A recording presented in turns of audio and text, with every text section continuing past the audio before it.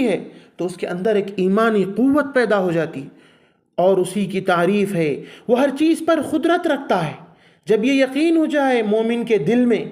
تو وہ ایک مکمل یقین کے ساتھ اپنے کام کو دن بھر انجام دیتا ہے، چاہے اس کے دین کے کام ہوں، اسلام کے کام ہوں، اپنی زندگی سے متعلق اس کا بزنس ہو، جابس ہو، سب چیزوں کے کامیابی پر اللہ قدرت رکھتا ہے۔ نقصان اور فائدہ،